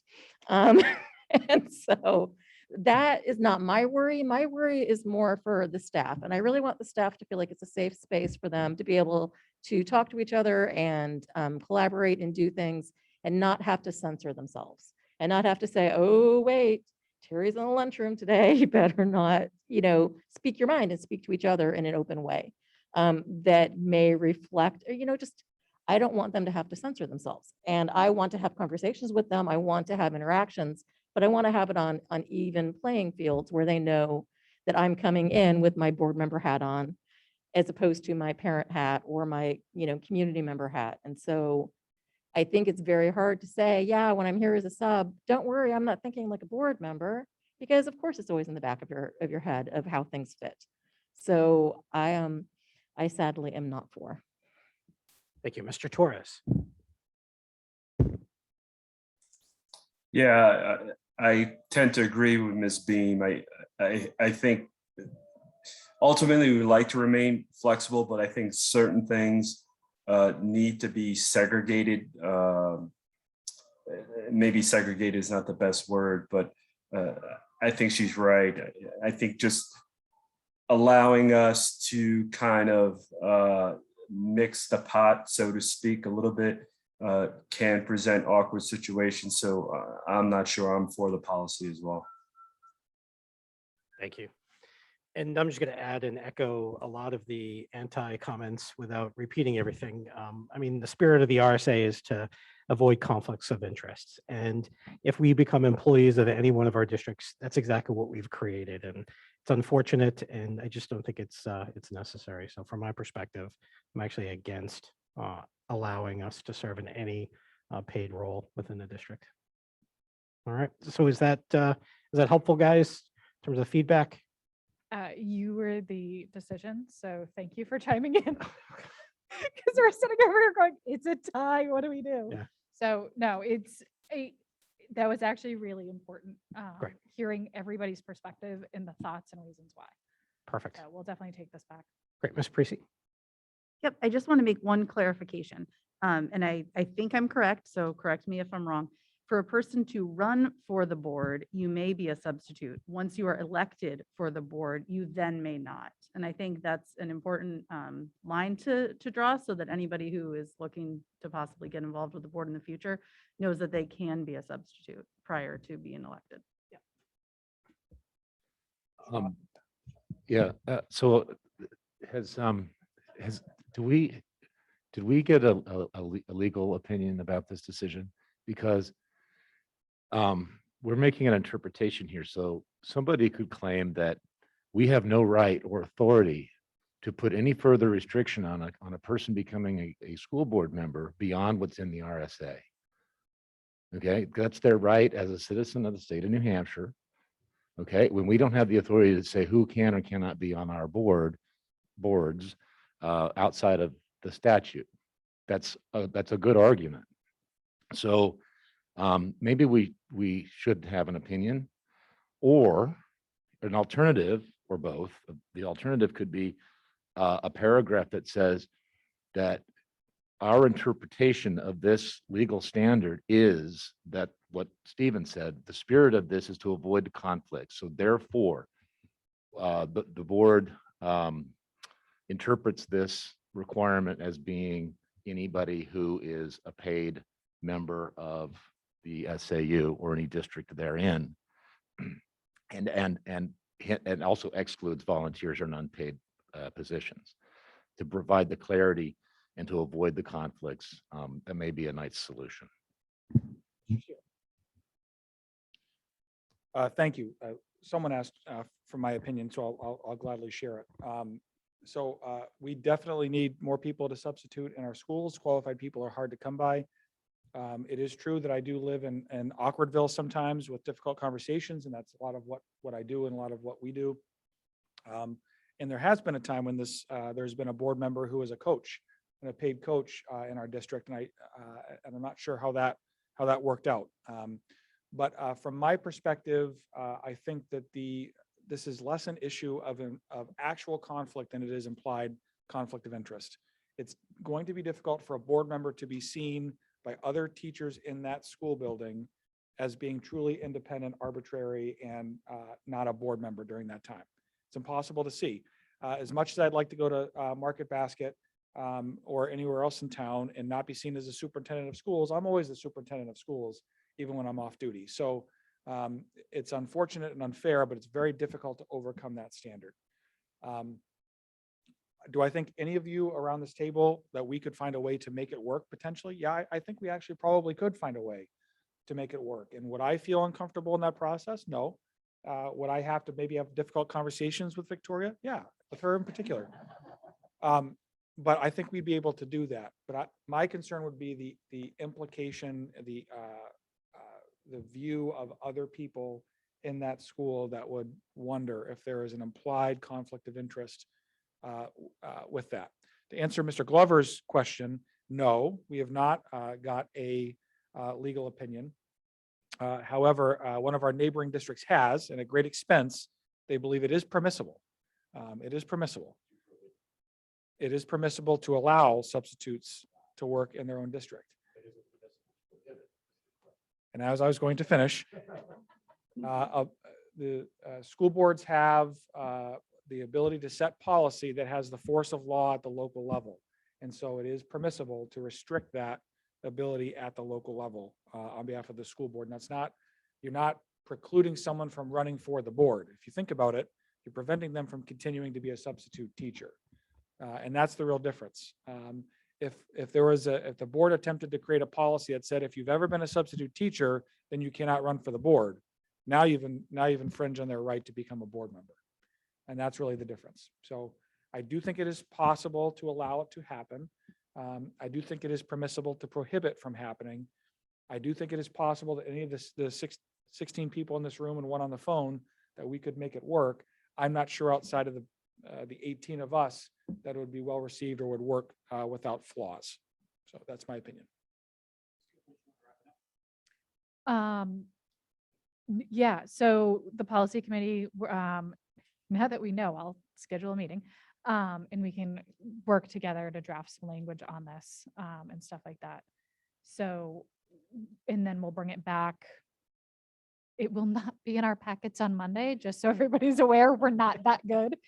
But we'll bring it back next month for everybody. And I know that there's at least one other policy, maybe two other policies that we're going to be bringing back as well that you actually haven't seen yet either. So there's more policies to come, guys. Great, thank you. All right. Trevor Sheffield. I know we've talked a lot about this, maybe we beat it too far. My question is, all right, so I have my CDLA license, I don't have my bus license. But is this policy going to preclude me if I wanted to get my bus license and stay on the board to not drive a bus, or is it specifically talking about such? Yeah, so we don't own our buses.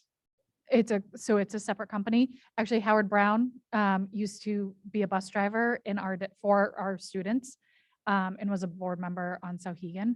So it's been done. But yes, he was great at both. If we ever decided, equally as good at both. he was. If we ever decided to get crazy enough to buy like 17 buses and decided to do it in-house, then we would not be able to be bus drivers for ourselves. Because they would be a direct employee of the district. Yeah. So what about like lunch? We're talking about anybody that receives payment for any position within the school, aside from the bus part, that you cannot participate in that function. Correct. We can volunteer though. We can volunteer our time if we want to. And at least on this side of the table, a lot of us do. Several of us do a lot of volunteering at our elementary school for various lunch things and stuff like that. So And just really quick, because it is policy, your concern over your conflict of interest is coming up on Monday. Right. All right, next thing on the agenda is our committee appointment. And this is not a direct appointment because we already actually have a member of this board serving on the budget committee, and that's Ms. Parisi, who's representing the 17 of us. This was our opportunity back in August to ask a member of the public to step forward and submit their name to the superintendent like we did last year, to then serve on the budget committee as a member of the general public. So if anybody at home who's listening, or if Ms. Gibson would like to, please submit your name to the superintendent's office, and we'll submit that name for appointment in our October meeting. And then we're not only get our budget in October, but we'll appoint that the person from the public to the actual budget committee for review. And as a reminder, each one of our boards does send somebody to that budget committee meeting. And Ms. Facey's done a great job about advertising what, when, and what will be discussed during those budget conversations over the course of October through our November meeting. And as a reminder, for those who have not gone through the budget process for the SAU meeting or the SAU board, it's a very fast, rapid discussion, because the timeline between when we need to obviously submit it to this board and when we need to approve it to send down to the subsequent boards to include in their budget is very small. So for folks that are a member of the budget committee, just be prepared for a fast, rapid conversation. And it's definitely interesting to do it. I did it last year. So for those who are already appointed or would like to appoint, see your individual board chairs and join Ms. Parisi on that committee. With that said, public input 2 of 2. Ms. Gibson.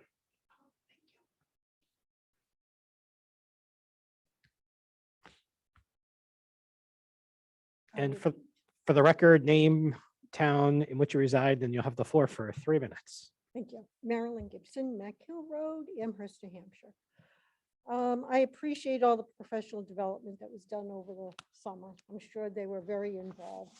I have several comments to make according to what I see printed out in today's agenda. And I would like to know, with a raise of hands, if I could, if anyone is familiar with Heidi Hayes Jacobs and curriculum mapping.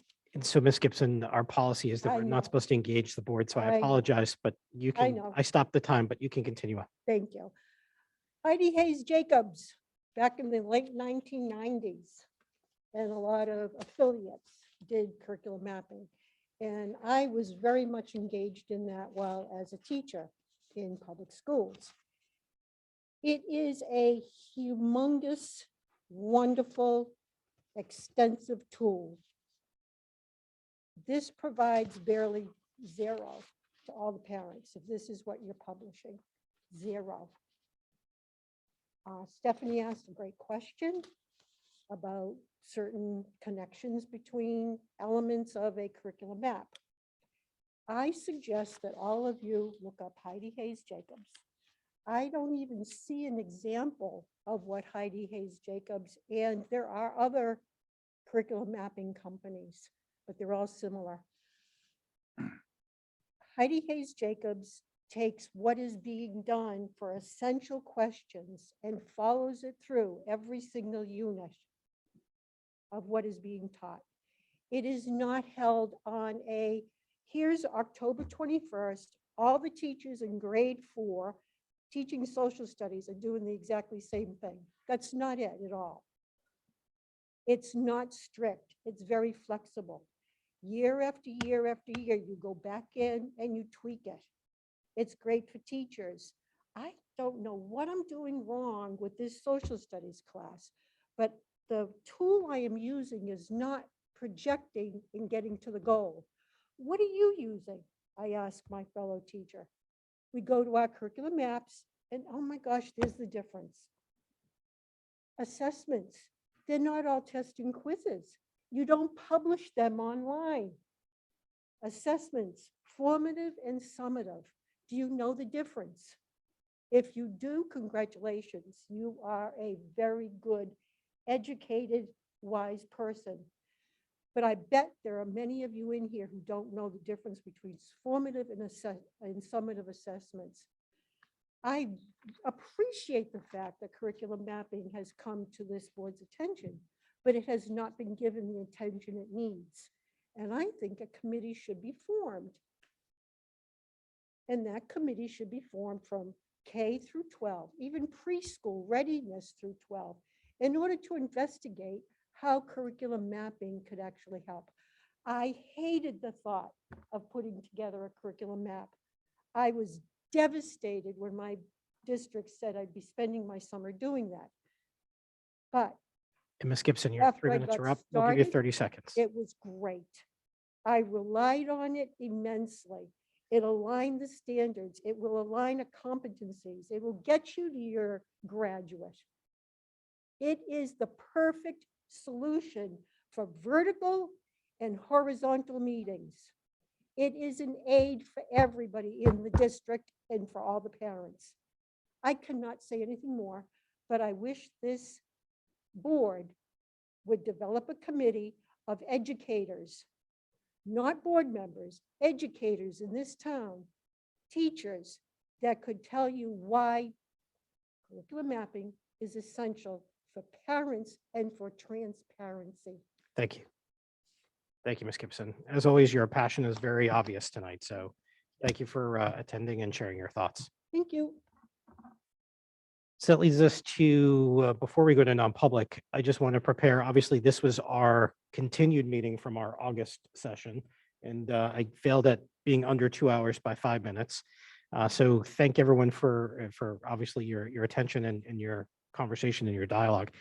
Monday's meeting will be a pretty intense one, so just be prepared, fill up your bellies before you get here, and just be prepared to actually converse and talk about and share your passions as well when it comes to our policy discussion. Our policy committee did a phenomenal job. Thank you to Mr. Coughlin and Ms. Kuzma for summarizing a lot of their recommendations in the packet. I encourage everyone to review that prior to coming.